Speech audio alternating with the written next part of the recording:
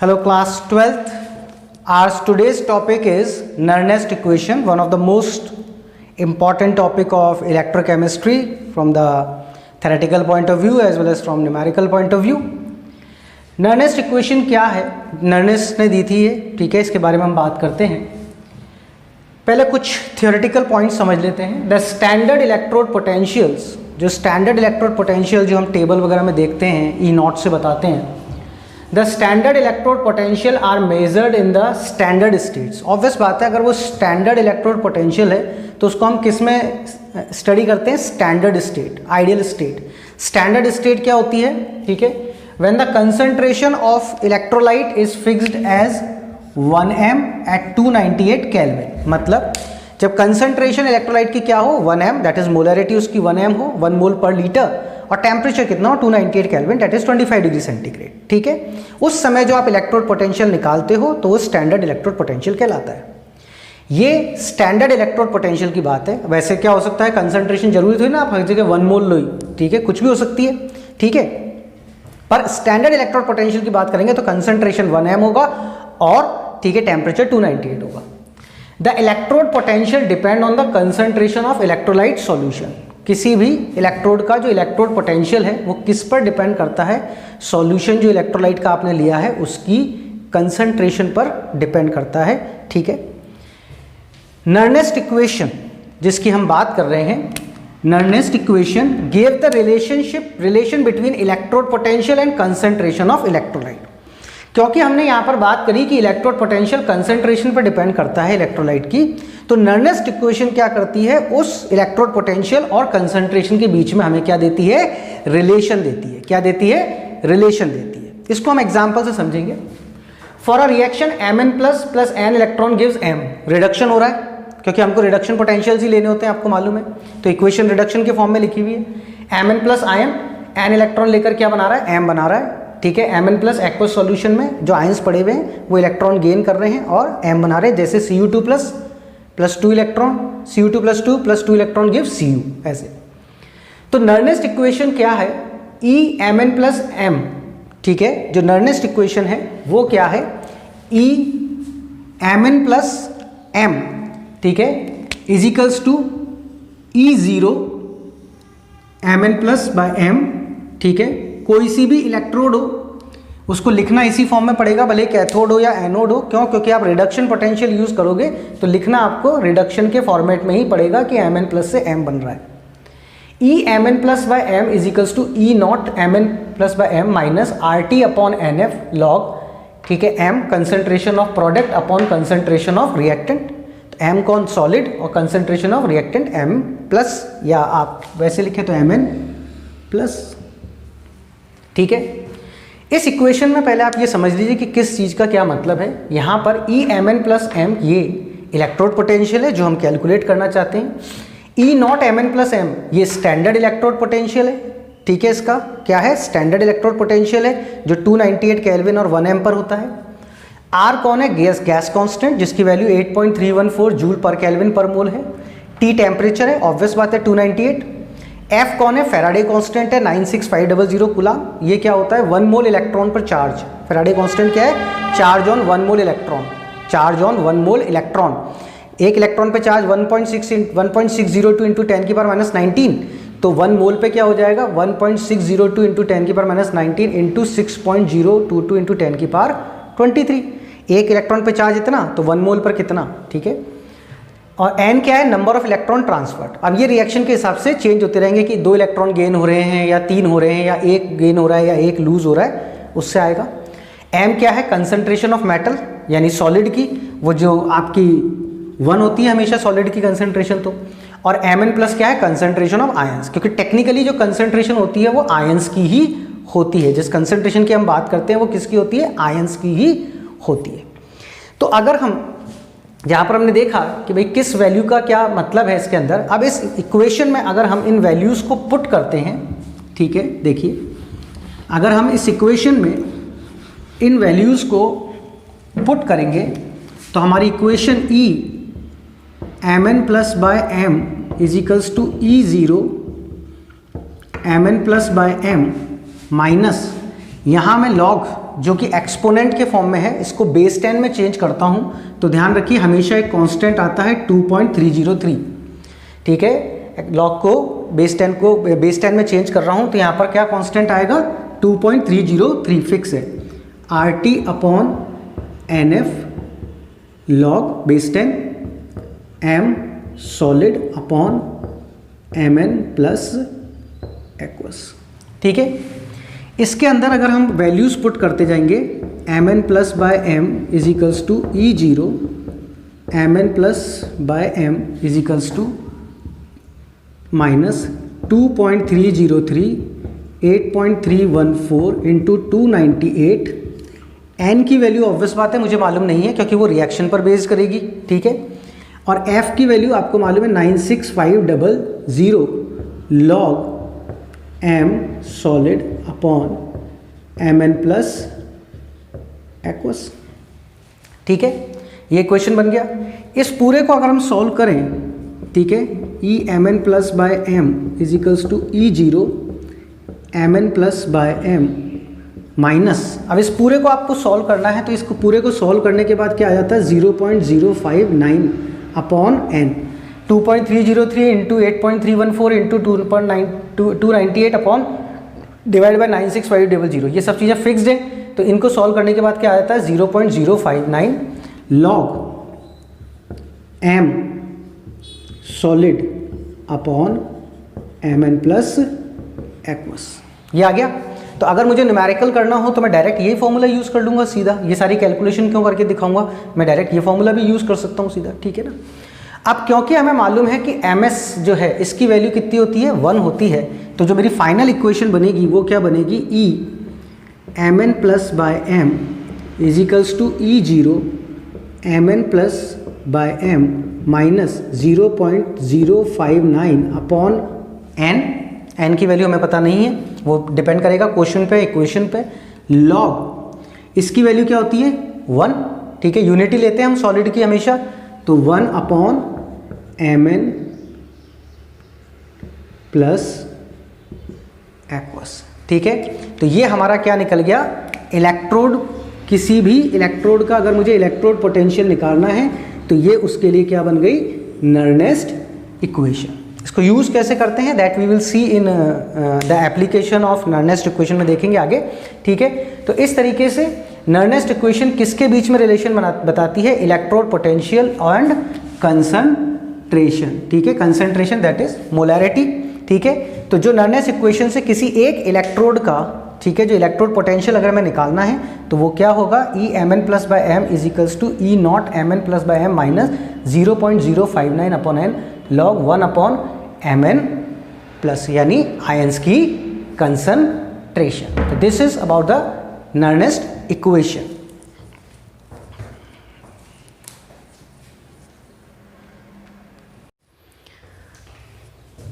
Now in continuation of our topic Nernst equation, अगर हम उसका पहला एप्लीकेशन देखें तो जो फर्स्ट एप्लीकेशन है वो क्या है, calculation of cell potential.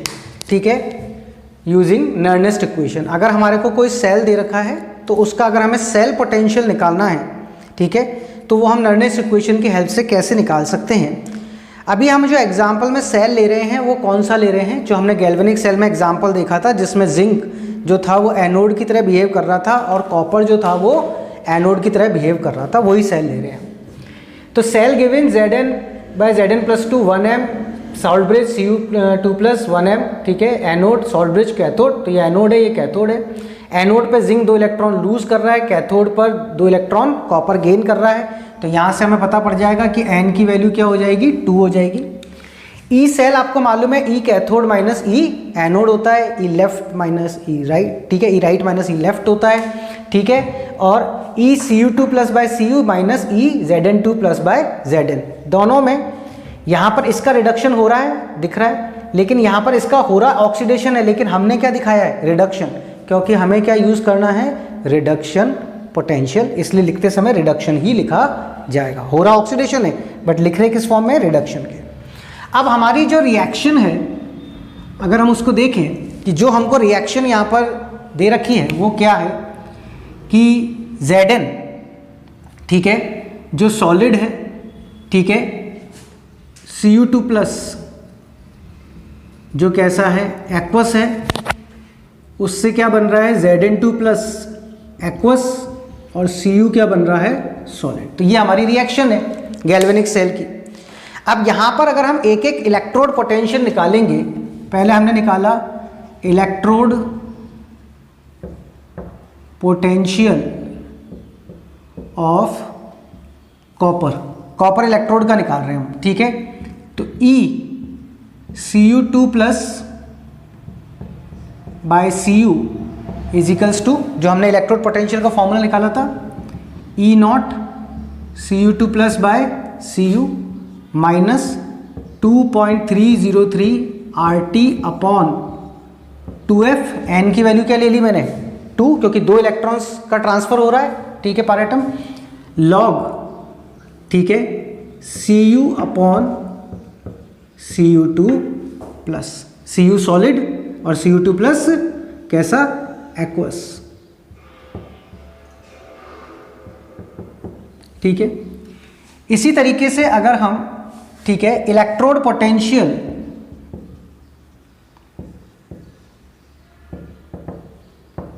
Of zinc भी निकाल लें, तो E Zn2 plus by Zn is equals to E0 Zn2 plus by Zn minus 2.303 RT upon 2F log Zn solid upon Zn2 plus aqueous. ये निकल गया। नाउ दोनों की हमारे पास इलेक्ट्रोड पोटेंशियल आ गए। अब E cell is equals to E cathode minus E anode होता है। तो कैथोड कौन है, कॉपर वाला, और एनोड कौन है, जिंक वाला। तो इनकी वैल्यूज लिख दूंगा मैं। इसका क्या है, E0 Cu2 plus by Cu minus 2.303 RT upon 2F log Cu by Cu2 plus minus, ठीक है। इसमें से कैथोड का इक्वेशन आ गया पूरा, ठीक है। अब इसके अंदर माइनस किसका इक्वेशन, एनोड का।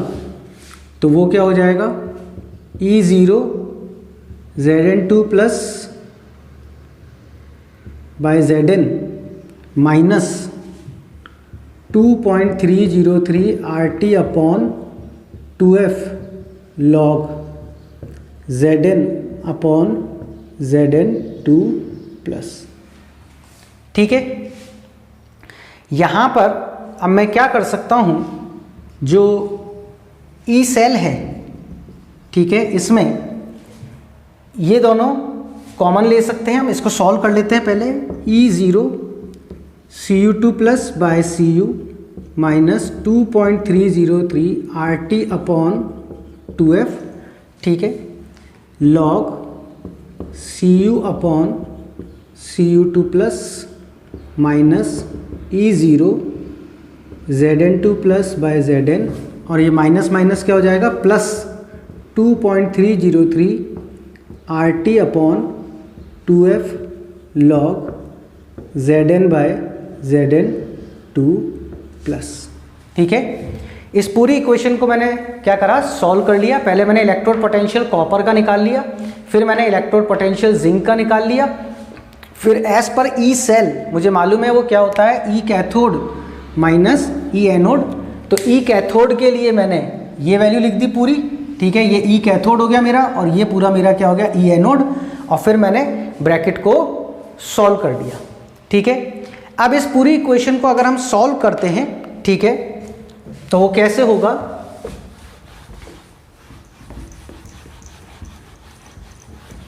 ठीक है। ये आपको इन राइटिंग प्रैक्टिस करना पड़ेगा, ठीक है। तो वो किस तरीके से होगा, अगर हम ये पूरा हटा दें यहाँ से एक बार समझने के लिए,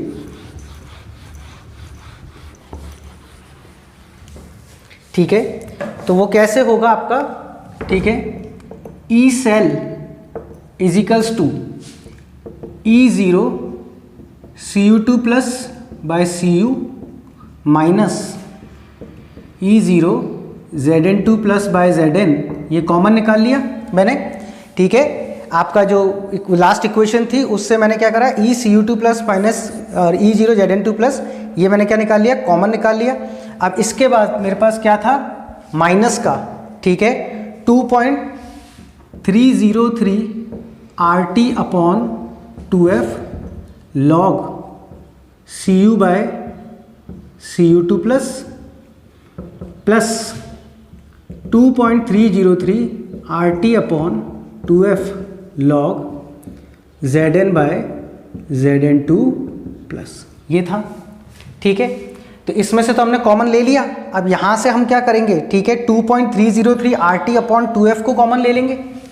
क्या बनेगा equation, E0 Cu2 plus by Cu minus E0 Zn2 plus by Zn, ठीक है, minus 2.303 RT upon 2F log Cu by Cu2 plus, और यहाँ साइन किसका आएगा, माइनस का, क्योंकि ब्रैकेट के बाहर माइनस है, इसको खोलेंगे तभी ये प्लस बनेगा, ठीक है, log, ठीक है, Zn बाय Zn2 प्लस, ठीक है। ये हमने क्या करा, दोनों को कॉमन ले लिया, ठीक है। अब यहाँ पर, ठीक है, हम क्या करते हैं, आपको मालूम है कि जो इसमें से log में से ये माइनस हो रहा है, तो आपको मालूम है कि log के अंदर माइनस क्या बनता है, डिवाइड, और डिवाइड क्या बनता है, माइनस, प्लस क्या बनता है, मल्टीप्लिकेशन, और मल्टीप्लिकेशन क्या बनता है, प्लस। मतलब एक वो रूल होता है इसका, जैसे कि log m minus log n का मतलब क्या होता है, log m बाय n, क्या होता है, log m बाय n। तो यहाँ पर, ठीक है, हम क्या लिख सकते हैं आगे इक्वेशन में, E0 Cu2 plus by Cu minus E0 Zn2 plus by Zn, ठीक है, माइनस का 2.303 RT अपॉन 2F। अगर आप चाहें तो इस 2.303 RT अपॉन F, 2 को नहीं लेके 2.303 RT अपॉन F की वैल्यू आपको मालूम है 0.059 हो सकती है, तो आप उसको शुरू से 0.059 भी कर सकते हैं, ठीक है। ये क्या हो गया आपका, log Cu upon Cu2 plus minus log, ठीक है, माइनस का क्या बन जाएगा, divide log Zn by Zn2 plus, ठीक है। अब इस माइनस को हम क्या करेंगे, ठीक है, log को बाहर ले लेंगे, ठीक है। तो E0 Cu2 plus by Cu minus E0 Zn2 plus by Zn 2.303 RT upon 2F log Cu upon Cu2 plus, into करेंगे, डिवाइड को इंटू बनाओगे, ऑफ करोगे तो चेंज हो जाएगा, ठीक है, Zn2 प्लस बाय Zn, ठीक है। आपको मालूम है कि कॉपर मेटल और जिंक मेटल, इन दोनों को क्या लेना है, हमें यूनिटी लेना है। क्या लेना है, हमारे को यूनिटी लेना है, ठीक है। तो ये क्या बन जाएगा आपका पूरा, E cell is equals to E0 Cu2 plus by Cu minus E0 Zn2 plus by Zn